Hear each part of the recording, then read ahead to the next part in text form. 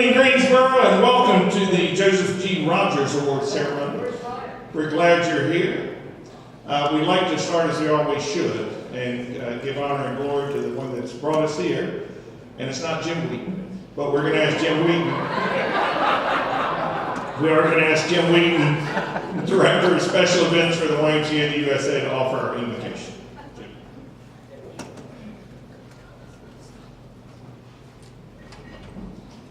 Boy, I've never had an intro like that one before.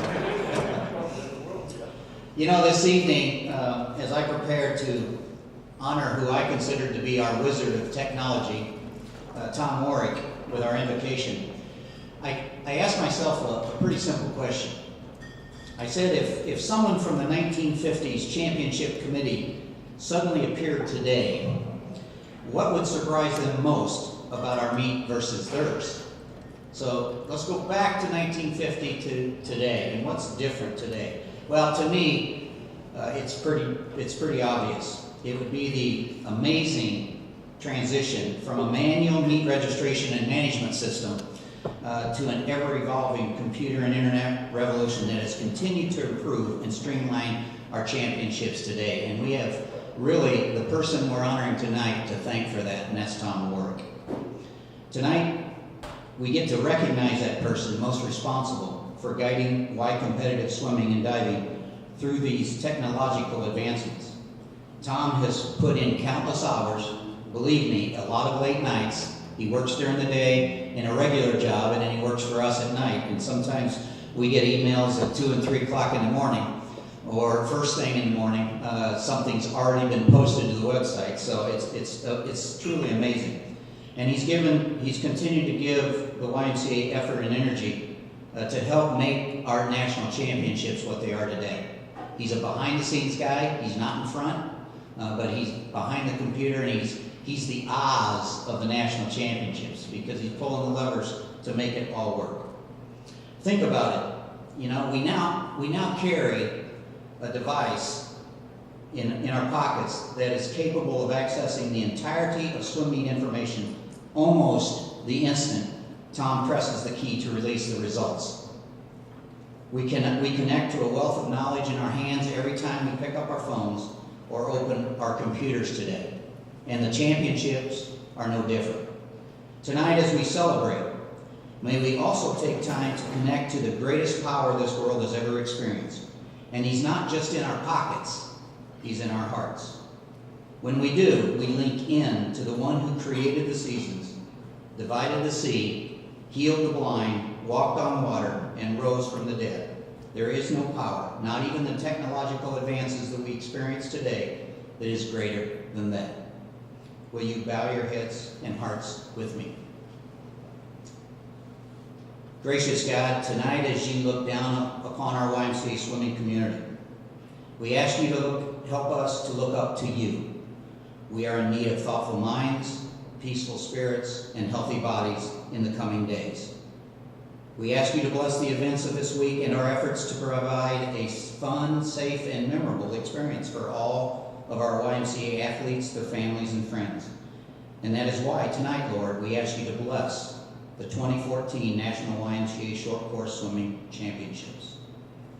But tonight, Lord, we also ask you to give us pause to the work ahead and for a short time, help us celebrate and rejoice in the recognition of one Tom Warrick, who we honor as our 41st recipient of the most prestigious YMCA Joseph G. Rogers Award. May he be showered with words this evening from friends that reflect our thankfulness for the service he has given to the YMCA swimming. And may he know how much he has helped make Y Swimming a place to be, a place to belong, and a place to become for many. We give you thanks for the opportunity you continue to give us all through Tom and his behind-the-scenes technological savvy to impact many here this week in a most effective and efficient way. May his shining example of servant leadership become infectious. Thank you for the gifts of words that are given tonight, and bless the givers for their compassion. We do thank you for this wonderful grace that has brought each of us to this moment in the history of YMCA competitive swimming. Now, God, let us celebrate what we can do for you safely and joyfully as we do our part to create stronger kids, stronger families, and a stronger community. And may this meal that we partake this evening be nourishment for our bodies and communion for the upcoming Easter season, because you are here with us, lingering within each heart and sharing in each soul's journey. In the name of healthy spirit, minds, and bodies for all people, we pray. And everyone agreed and said, Amen. Welcome back. We'll ask Meredith to take her seat and we'll be ready to get started.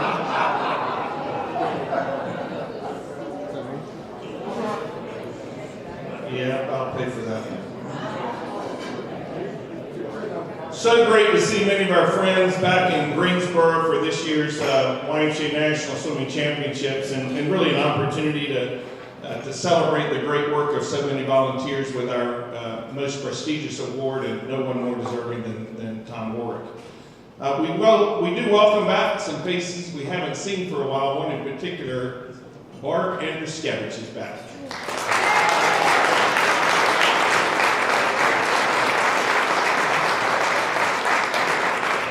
We miss Barb.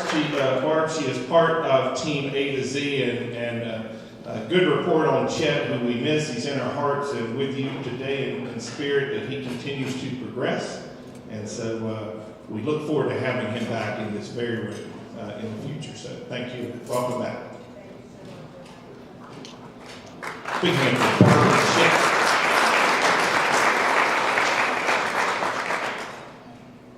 Our Joseph G. Rogers Award was established in 1974 as a recognition of long and exceptional leadership, insight, dedication, and friendship by a man whose YMCA career has touched and enriched the lives of so many countless young people in our movement. In his lifetime, Joe Rogers was the first recipient of the National Distinguished Service to Aquatics Award, was the organizer of the National Operating Council on Aquatics, representing the YMCA on the U.S. Olympic Men's Swimming Committee. The Joseph G. Rogers Award statue is permanently located in the International Swimming Hall of Fame Museum in Fort Lauderdale, at least for a couple more years. With each honoree's name affixed in bronze on the base, a replica of the statue, and now we've updated. Our award is presented to each honoree during this championship. Daniel Gluck created the award, now in view in many public places in the United States. Our sculptured award of bronze and marble stands over 4 feet in height, weighs in at nearly 1,000 pounds, and has a mounted swimming figure that stretches nearly 4 feet in length. And then, of course, we've updated it over the last 3 years as the YMCA of the USA has undergone an amazing transformation around our brand.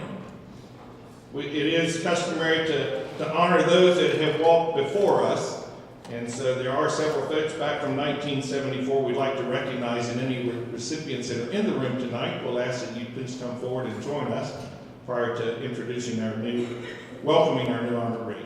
The first award in 1974 to Ed Griffin, 1975 Harold Fryermood, 1976 Jim Stocker, 1977, Glenn Hummer.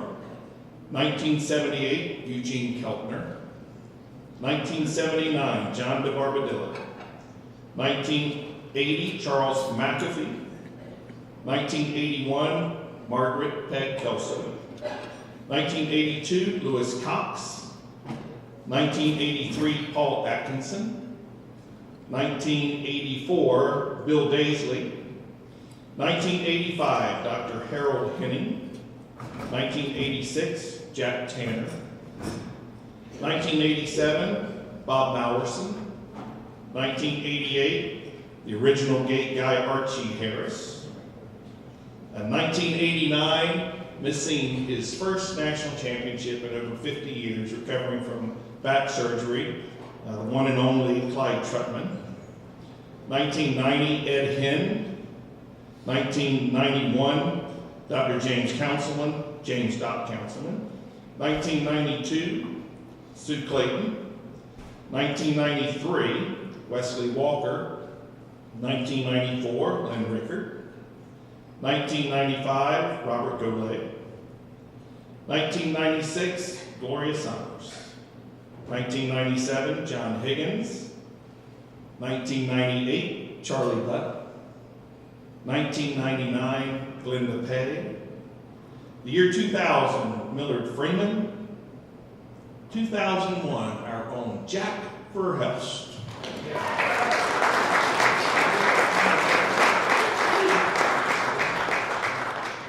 Right in front, Jack. 2002, Don Varner. 2003, Jim Ryan.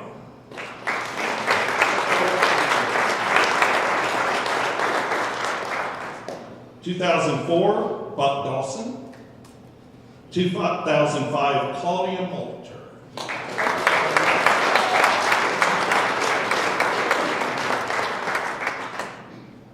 We'll put you next to Jack to keep him in line. 2006, Stu Marvin. 2007, Don Lees. 2008, Rich Mueller. 2009, yours truly, Bruce Griffin. 2010, John Mendel.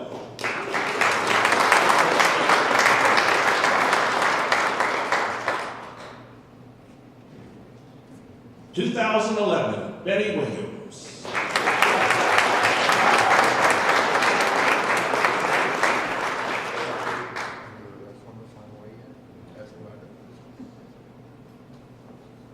Betty has the longest walk. It's only appropriate since she has the longest trip. The one, the only, Ed Miller, 2012, New Jersey's finest.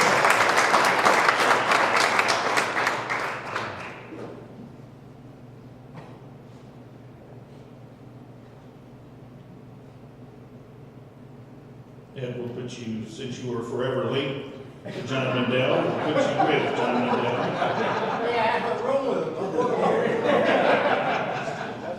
And finally, last year's recipient, Jim Everett.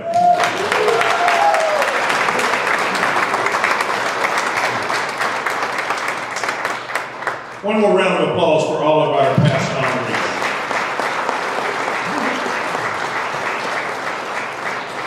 At this time, to welcome our newest member, and probably will be our most humble member, welcome Jim Ryan.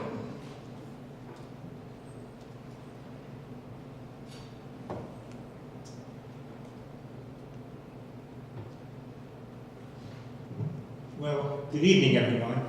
This is always a special night for us. It's kind of the kickoff of the short course meet, and it's always a great opportunity to recognize folks who have given so much to competitive sports, to swimming. I want to start by telling you a story that many of you are familiar with about competitive swimming. But this story is about a self-described, behind-the-scenes guy. I'm going to ask you to think back and just take some time and reflect on your involvement in competitive swimming. Think about your involvement in a big meet, wherever it is. All the communication, all the coordination. Did you ever, particularly early on in your career, say, who runs this thing?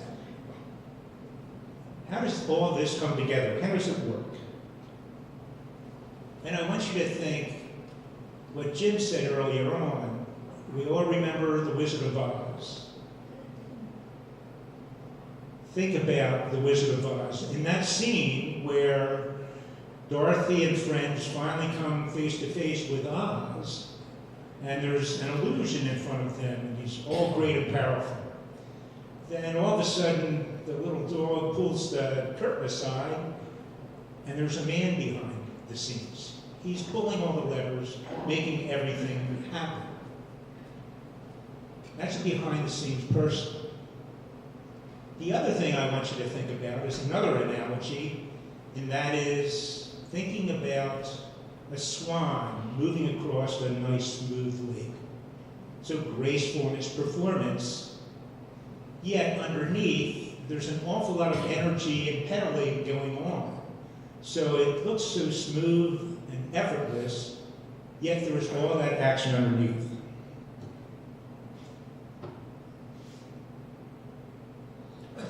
To set the scene for this story, I want you to get in your time machine and go back to the 1970s. And if you think about the 70s, it really was a different movement in the YMCA. The meet had moved to Fort Lauderdale. Entries were done on 3x5 cars. Not only did you enter the meet, but once you entered the meet on 3x5 cards that you sent in with your entry, but you also had to do positive check-ins. So your kids weren't automatically entered in their events and then you scratched them out.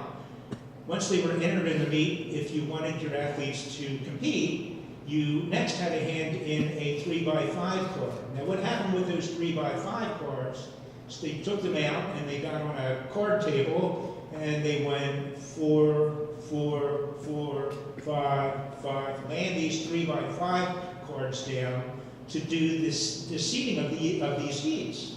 It's part of our official training process now. So you can imagine this going on. So all of these events, then once all of those events the event was seeded, then somebody had to type all that up. Once it was typed, it then had to be mimeographed for the heat sheets.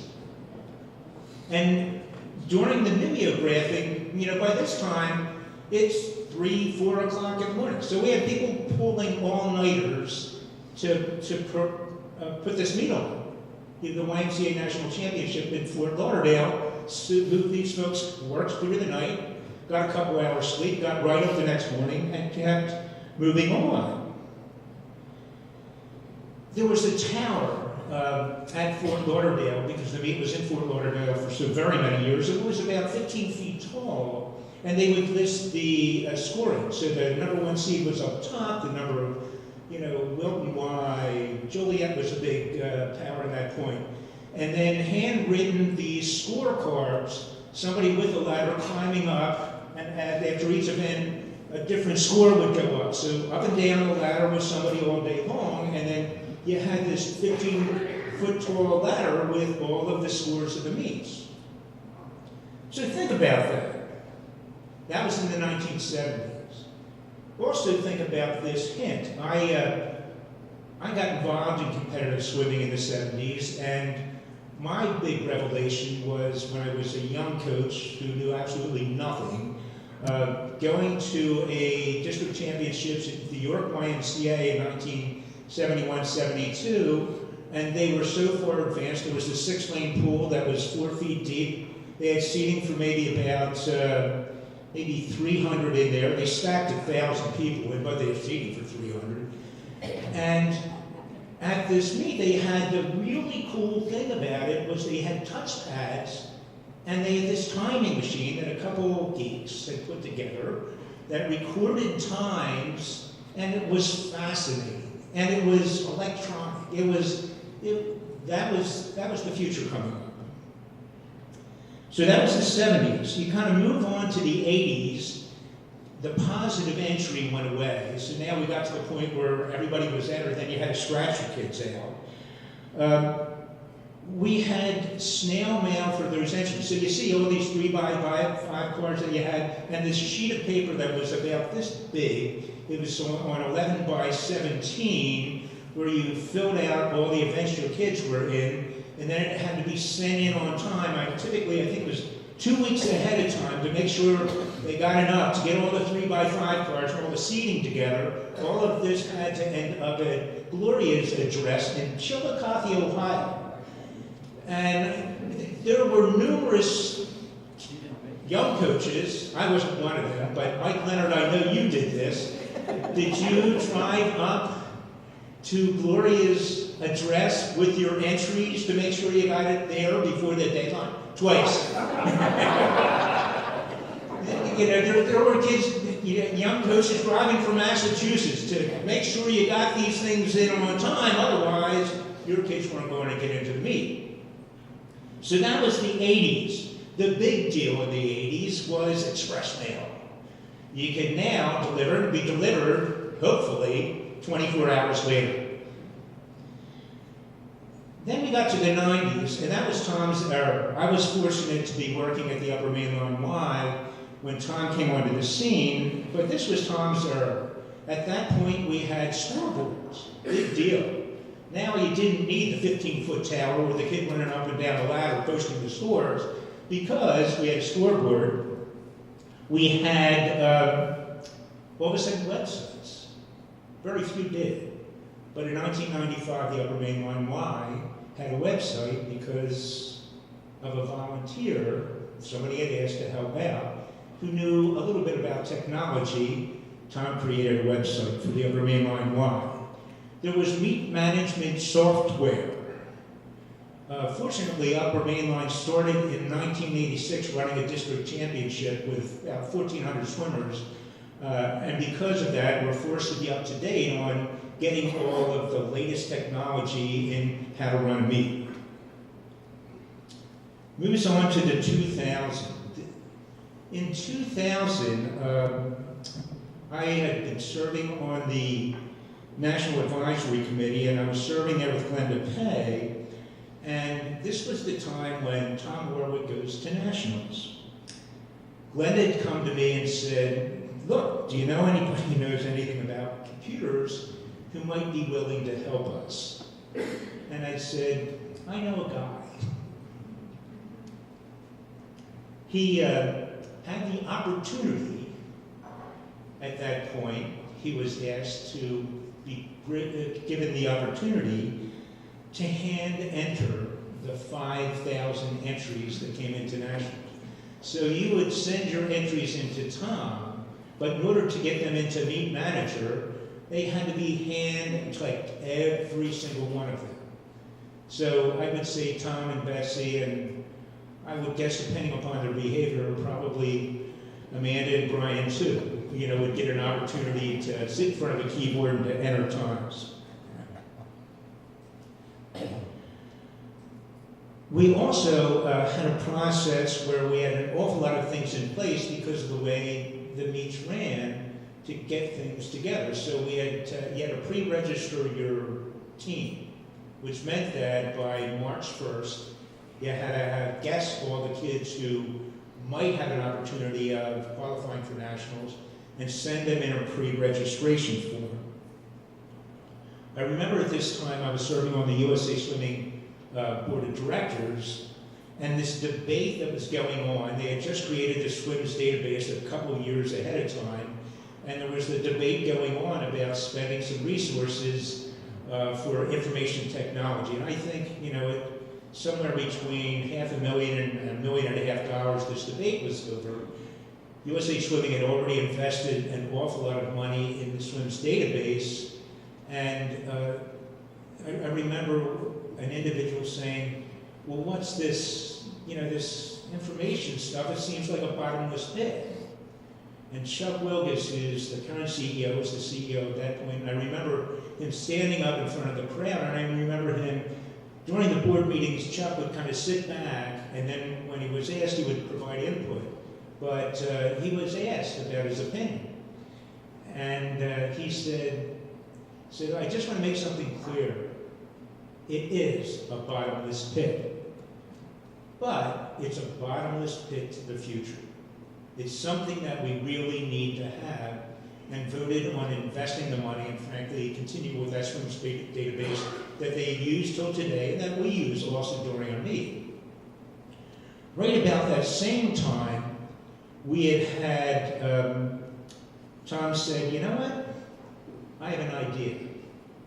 And Tom created what he called, I didn't understand what this meant, facility to me meant a building, but Tom created a facility where our swimmers were entered by their coaches online in a system that was flawless. Didn't cost us a dime. Took an awful lot of time, an awful lot of effort, an awful lot of knowledge, talent, and expertise, and a passion for the work. Tom created our online entry system, which was better than anybody else had. It was all about addressing issues. The online entry process was an issue because coaches would enter their swimmers and make mistakes. And because there were mistakes, kids were hurt. Coaches were hurt. Families were hurt because kids ended up in the wrong event or the wrong time or something like that. By automating it, Tom solved the issue of many of those human mistakes that we all make and that coaches made in entering their swimmers in meets. He was solving the problem. There's another issue that we were identifying at that point. Tom was on the national committee at this point, and that was there's an awful lot we have a tendency to think about the world in swimming as just like our own backyard. However, in the YMCA, it's different all over the country. If you get into New Jersey and New Pennsylvania, you drive a mile down the street and you bump into another YMCA and you've got organized leagues and a bunch of kids, those sorts of things. So you think that everything else is that way. However, if you go to Boise, Idaho, how far do you drive from me? You could drive forever. So there's not that many opportunities for teams to get together with other YMCAs. That was an issue. And kids need to participate in 3 inter-association meets and 1 sanctioned championship meet to get to nationals. So Tom, well, actually this came from an idea that John Mendel came up with that he passed on to Jim after it. Jim gave it to you. So Jim's idea gave it to John, Ed's gonna love this, John gave, of course, to Tom to solve the issue, to solve the problem. So we have this problem with kids not being able to enter meets. Why don't we have a virtual meet where all kids could participate? Now that's at one point 220 teams, 1,200 swimmers can now participate in a virtual meet. 12,000 swimmers. So kids can now participate in a virtual meet and therefore help their kids qualify for nationals.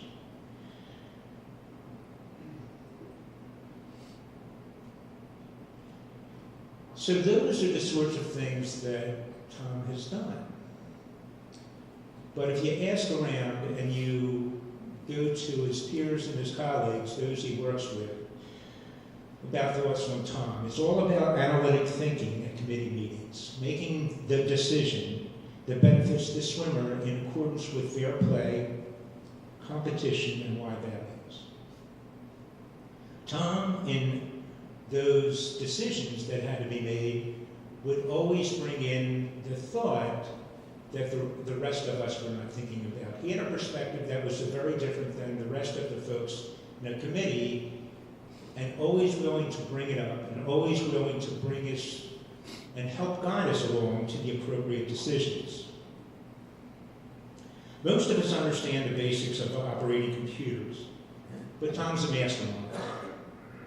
His registration systems, virtual meets, blast notices have all moved our program forward in immeasurable ways, always solving some issue or problems. Many of these problems with a history of broken hearts and grief, because the system failed our swimmers, coaches, volunteers in some way. Taking action to address issues of heartbreak requires more than a computer mastermind. It really does. It takes a mastermind with empathy and humility. And this is a quote from Dara Meinerth. She said, a teacher of mine once said, no matter what happens in life, be good to people. Being good to people is a wonderful legacy to leave behind. Ladies and gentlemen, I'm pleased to introduce to you your Joseph G. Rogers Award recipient.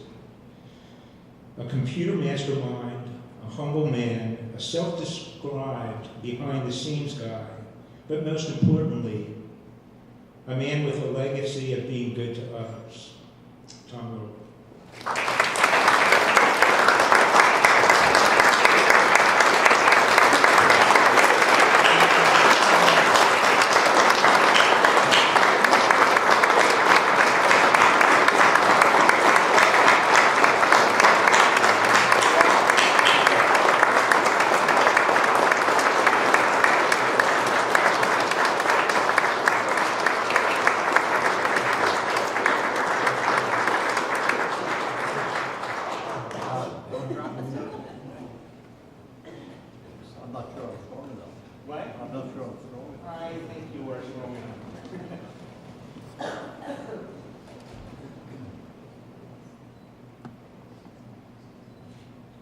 Thank you. And that statue that Bruce has referenced is up here on your left. It's at the Swimming Hall of Fame in Fort Lauderdale. Tom's name plate will go on. Make sure. Well, thank you very much. So much learning and reflecting, and so deserving. So one more round of applause for our administrator. We invite you to come and give your personal thanks, enjoy some fellowship with one another, and we will see you as the meet goes on. Let's have a great week of swimming. Thank you for coming.